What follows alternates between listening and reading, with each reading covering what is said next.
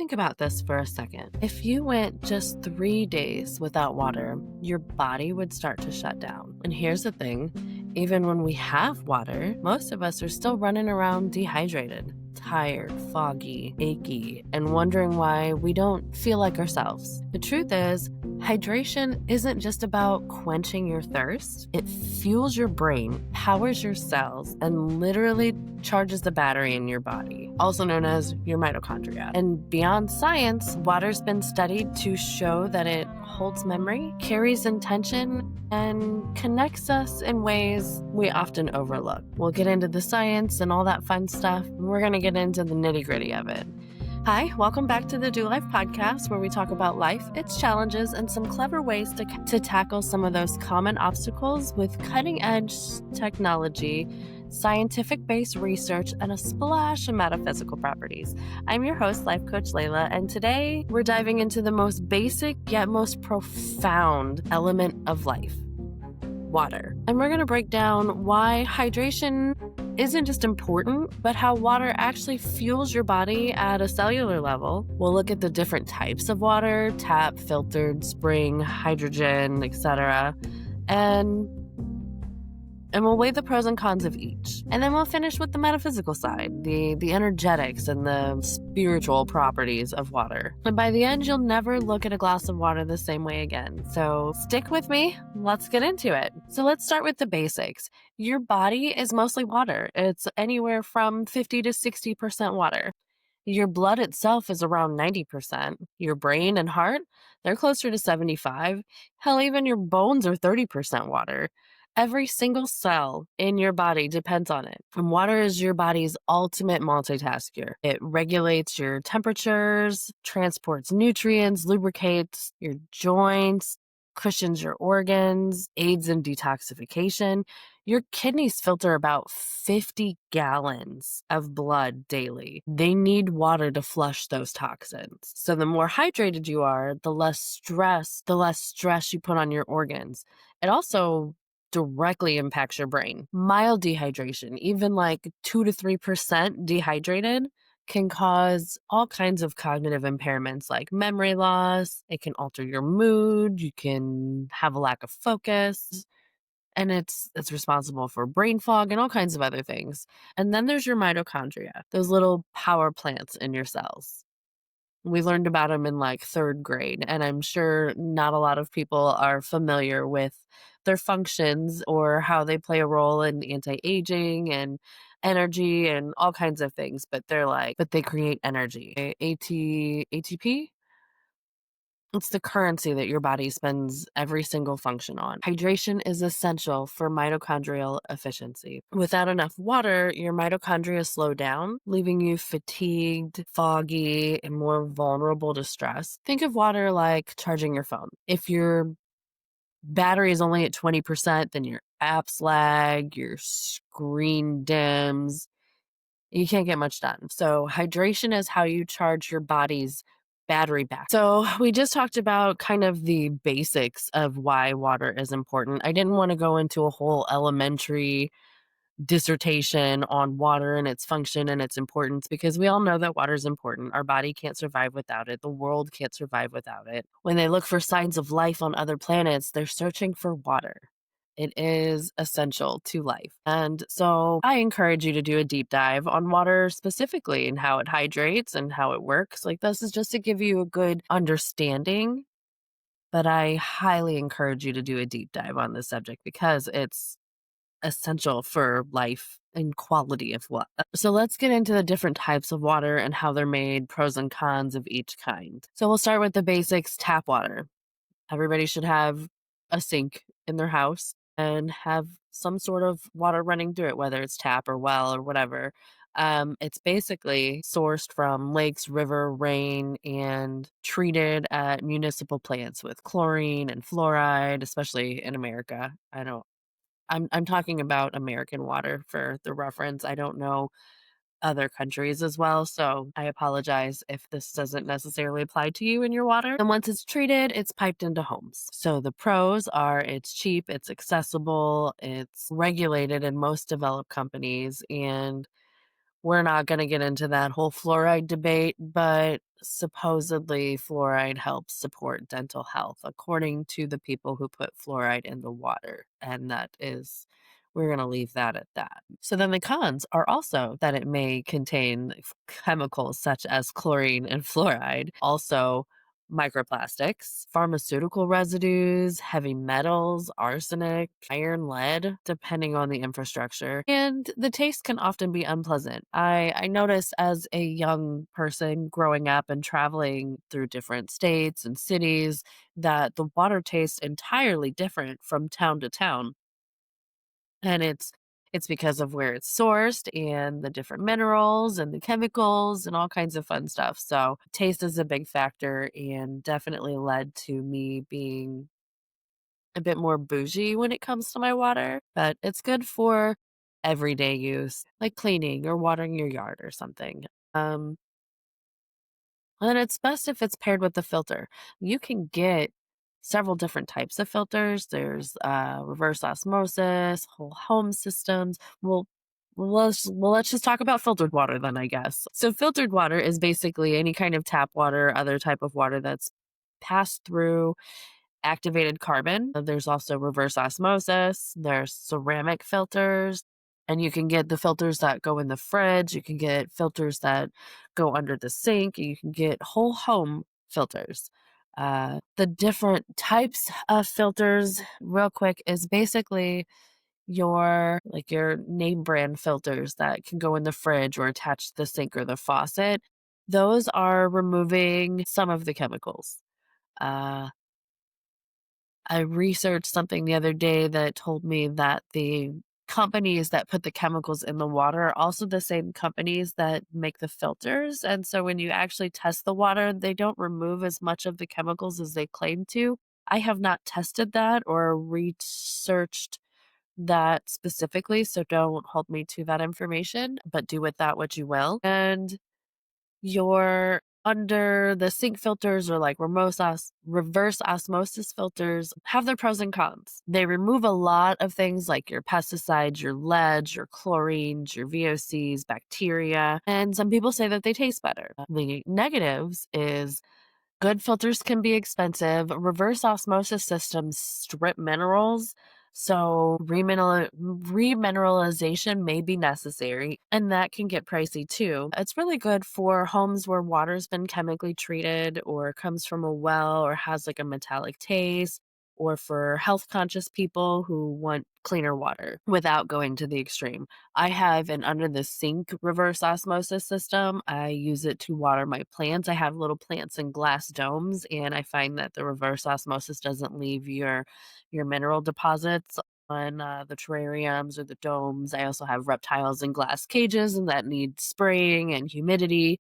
And so I put the reverse osmosis water in the sprayers because it also doesn't leave the mineral deposits on the glass. So reverse osmosis does have its benefits, and I know that there's no harmful chemicals in it. So I can take a shower with the reverse osmosis water. I can safely water my plants and wash my hair and all that fun stuff. And then if it's something I want to drink, I will remineralize it. So that was filtered water. Let's talk about distilled water, how it's made. So distilled water is basically water that's boiled and the steam is collected. And the steam is collected and condensed into pure H2O. So pros, it's the purest form of water with no minerals, no bacteria, no chemicals. It's great for like detoxification purposes or even medical use. And the cons are it's stripped from all minerals, everything. So long term drinking of just distilled water can actually deplete your body of minerals like calcium, magnesium, and potassium. It's got a really flat taste and it's a very energy intensive process. Distilled water is great in like humidors, humidifiers, anything that needs water stored long term, because you don't have to worry about any impurities being in there. It's really good for short-term detox, medical use like in a CPAP machine, lab work, so you can blend it with mineral drops if you want to drink it. Like I said, humidifiers, things like that. It's really good for. So then there's spring water, which is collected from an underground aquifer where the spring water rises naturally to the surface. And the pros of it is it contains natural minerals like calcium, potassium, magnesium, and it typically tastes amazing. In my personal preference, has the best taste of all the other types of water available. But I'm self-proclaimed water snob, so that's just my opinion. Some people may prefer the taste of distilled water with minerals added to it or, whatever. So some of the cons of spring water is the quality of spring water depends highly on the spring itself and the bottling and processing of said spring water, and labels on spring water are often, well, they're loosely regulated, let's just say that. Spring water is really good for your natural mineral intake and taste preferences. Then there's alkaline water. Alkaline water is either made from an ionization process that raises the pH to a level of 7 or higher, or sometimes the water is just naturally alkaline from high levels of magnesium, potassium, and calcium, depending on the source. So some of the pros of alkaline water is it may reduce acid reflux because it can help neutralize some of the stomach acids. Some people claim it has an amazing taste, and some users even report they have better hydration. Some cons of alkaline water is your body already regulates your pH level and alkalinity pretty tightly. So excess alkalinity may alter your gut microbiome, and I think I want to do a whole nother episode on that because it's so fascinating, the new science that's come out on your gut microbiome. They call it your second brain. There's so much. It's amazing. I'm going to do an episode on that pretty soon. But yeah, so drinking alkaline water can alter your gut microbiome. It's expensive. It's not necessarily for everybody. And it's actually recommended to drink acidic water in the mornings, like a glass of lemon, like have a glass of water with a splash of lemon in it, because it helps appropriately match your body's natural level of acidity. Alkaline water is really good for people with acid reflux and those experimenting with different hydration preferences. And then there's hydrogen water, which is water that's infused with molecular hydrogen gas using electrolysis or hydrogen tablets. Some of the benefits is early research shows that suggest anti-inflammatory and antioxidant effects, may reduce oxidative stress, support recovery, and boost energy. Some cons are it's expensive. Research is still in the early stages. Benefits aren't necessarily universal. Hydrogen escapes quickly. It's the smallest molecule, and because it's such a tiny molecule, it needs special containers. And it's really good for athletes, biohackers, or anybody interested in cutting edge wellness tools. I'm going to do so I want to pause here and really spotlight hydrogen water because this is where wellness meets cutting edge science and technology. And clinical studies show that hydrogen water can improve metabolic health, reduces oxidative stress, and can even support conditions like arthritis, liver disease, and metabolic syndrome. It works by targeting harmful free radicals and supporting mitochondrial function at a cellular level. But here's the catch.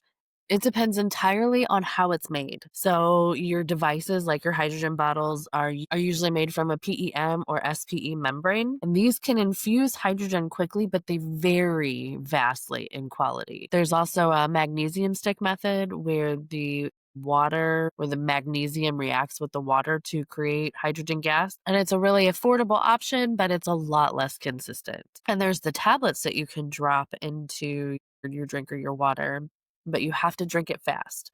It's convenient because they're a little bit more portable, so you can have them with you long term, and drink hydrogen water whenever you need to, as opposed to like the bottles that you have to drink within 10 or 30 minutes to get the best benefits. And there's extreme measures like injections or inhalants or baths. So your hydrogen can be inhaled, it can be used in therapeutic baths, even IV administration in experimental contexts, especially in clinical or like emergency settings. I personally use the Lumavite bottle, and no, I didn't do this whole episode to be a whole infomercial on my water. I don't even have the water bottle here to show you. If I was doing an advertisement, I would show you all the fun features it has. light, therapeutic lights. You can change the color, just makes it look cooler. It has earth magnetics in it that are supposed to mimic the frequencies of the earth. It has different magnetic fields, all kinds of things. It's bougie. It's the Rolls Royce of luxury hydrogen water. When I started my partnership with Lumavite, they were one of two hydrogen bottles backed by the IHSA. And now I personally have a preference to my bottle. Not everybody needs that level of investment. And there are smaller, simpler bottles that can deliver real hydrogen benefits. They don't have all the other bells and whistles. But if all you're interested in is hydrogen, then why pay for extra features you don't believe in or want? But the key is you want to make sure that your device has enough hydrogen to be therapeutic and doesn't produce harmful byproducts such as arsenic and other crazy chemicals as a process of electrolysis. So do your homework before investing. Don't just go buy a $40 bottle on Amazon and think that you're going to reap the rewards of having good quality hydrogen water. Meanwhile, you're ingesting arsenic and who knows what else. So do your research if you're really going to invest in the hydrogen bottles, and make sure it's backed by the IHSA. They're, like I said, there were only 2 back in the day, and now there's like 10 of them. So there's a couple different brands out there that are backed by the International Hydrogen Science Association. I don't remember exactly what it stands for. Either way, like I said, I did my own research. This episode is encouraging you to do your own research. There's been pros and cons. Some people say they drink hydrogen water and they felt nothing, and then some people felt amazing. I slept with the window open last night. It's the first nice day of spring. It's been 105 degrees where I'm at Fahrenheit, and it's been like 60 the past few days. So I slept with the window open, and now my face is a mess.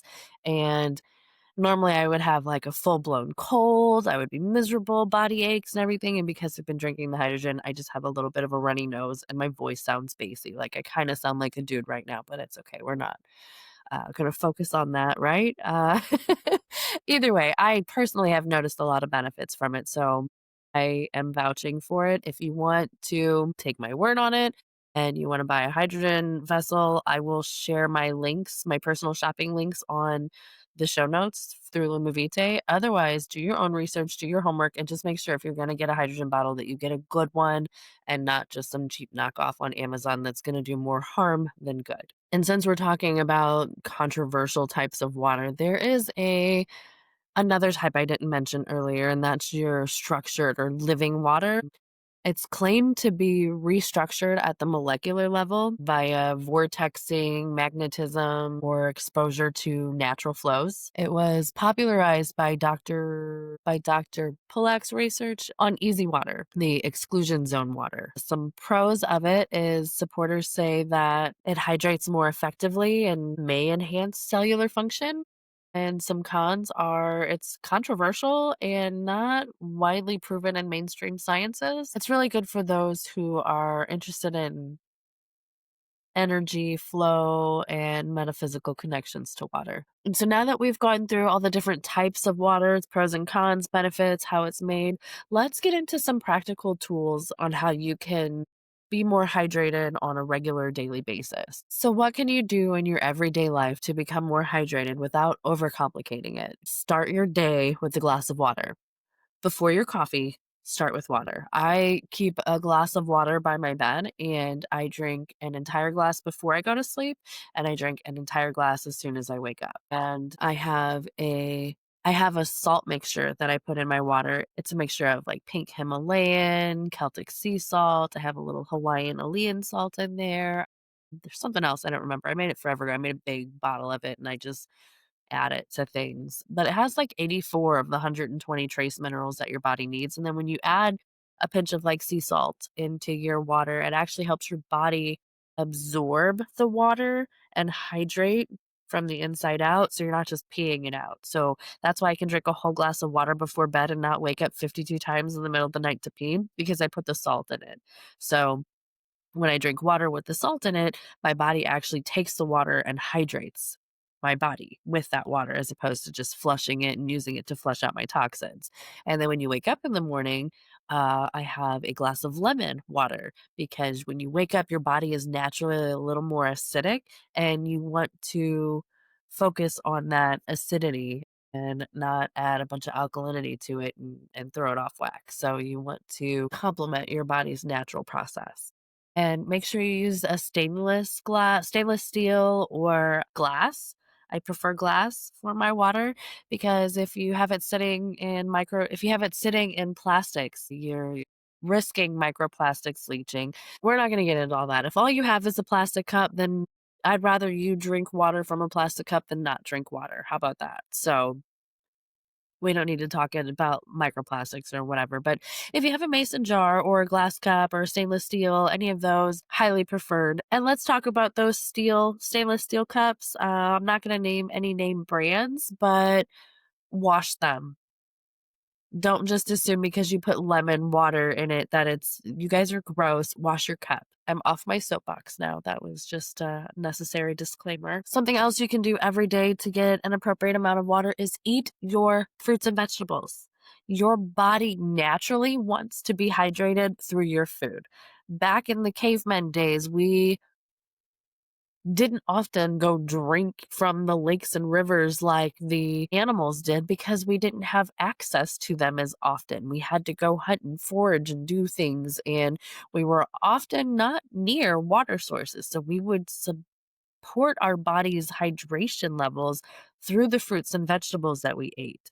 So, my mother-in-law lives off of Dr. Pepper and doesn't like water, but she eats a lot of fruits and vegetables. So she's getting the hydration naturally. And that's why she's still alive because anyway, so fresh fruits and veggies like cucumbers, oranges, watermelons, grapes will naturally give your body the water that it wants to receive. And remember, thirst isn't always a reliable signal. Usually, by the time you actually get thirsty, you're already dehydrated and it's too late. So, yes, you need to stay hydrated throughout the day. Make sure you're drinking water frequently. I love those water bottles that have like times on them and tell you like how much you should drink. And then somebody else, he used to carry around a big old gallon. I have a 3-liter thing of water that I carry. I just bought a carry case for it and everything because hydration is important. But he always told me because I was like, I struggle with drinking so much water. And I'm not going to use this episode to tell you how much water you should drink. There's so many different theories on you should drink this much, you should drink that one. I don't care. Just drink water. I don't care how much you drink. Just drink enough. And I'm going to leave it at that. But I want to drink a lot of water because I like to do detoxes. I like to flush, all kinds of other reasons. So I found that when I'm trying to drink a lot of water at a time, that instead of just taking a sip here and there and a sip here and there, it feels like you're constantly drinking. And then if you're not putting salts and other minerals in your water, it feels like you're constantly peeing. So a nice little hack that I have around that is when you drink, obviously you put your salt and lemons and things in your water and that helps your body actually absorb it. But when you drink, drink. Like glug, glug, glug, drink your water. Don't just sip it throughout the day, constantly throughout the day. Take a moment and drink. So if you have one of those timer things on your water and it says, you should drink this much each hour, gamify it. Make a goal of drinking at least half of that each chug. So drink it. Don't just sip it. And that's an easier way to drink more of it at a time. If you make a glass of water, drink that glass of water and then go get another. Uh, if you drink alcohol, it is so important that you drink a glass of water for every alcoholic beverage that you consume. If you take a shot, drink a glass of water, drink a beer, drink a glass of water, a pour of whiskey, drink a glass of water. Stay hydrated. The reason you feel like shit when you wake up hungover is because you are dehydrated. Alcohol is a diuretic. Most teas are diuretics. Coffee is a diuretic. So when you wake up in the morning already dehydrated because your body depletes a lot of water throughout the night, and the first thing you drink is coffee, you're further dehydrating your body. Drink water. So anytime you drink anything that's a known diuretic, drink water with it. Drink pickle juice, drink salt water, lemon water, whatever you need to do. Just make sure you're staying hydrated. And I do want to get into a slightly metaphysical topic because I think it's so fascinating. And big stream science will say that this has been debunked, but it really hasn't. It's been repeated in multiple sciences and experiments, but I think it's Dr. Masaru Emoto. Anyway, he did an experiment where he found that like saying nice things to water, telling it you love it, or even thinking nice things, and then frozen formed really pretty patterned crystals on the snowflakes. And then when you said mean things like I hate you, or you thought angry thoughts towards the water and you froze it, that it came out like sharp and ugly and no patterns. And I thought that was kind of fun. I've seen this replicated a couple different ways in a couple different experiments, and it's always so fascinating to me. And whether there's scientific truth behind it or not, I always like to believe a little bit of the metaphysics, just the science hasn't caught up to it yet. So I love the idea that water holds memory, water holds truth. So whether or not you buy into the science, there's something powerful about the idea of intention. There's rituals like charging your moon water. And I 100% believe that the moon has magnetic effects on the water. I mean, it controls the tide. So why wouldn't you want to put glass of water in a jar and let the moon charge it and say nice things to it? People speak affirmations into their water. Thank you. I love you. Thank you for healing me and making me healthy. If it works, it works. It doesn't, it doesn't. But it's just something else I wanted to kind of briefly discuss. So today we've taken a full journey with water, from the science of the mitochondria and hydration, to the different types of water and their pros and cons, to the cutting edge promise of hydrogen water, and finally some of water's metaphysical and spiritual depth. My challenge for you this week is simple. Drink water with intention. Notice how the different types of water make you feel, and maybe even thank your water before you drink it. Because when we respect the water, the source of life, we respect ourselves. I love you. I thank you for being here. Please like, share, subscribe, leave a review, do all the things. Help me keep the channel open so I can bring more valuable information like this to you. Let's go do life hydrated. Bye. I love you.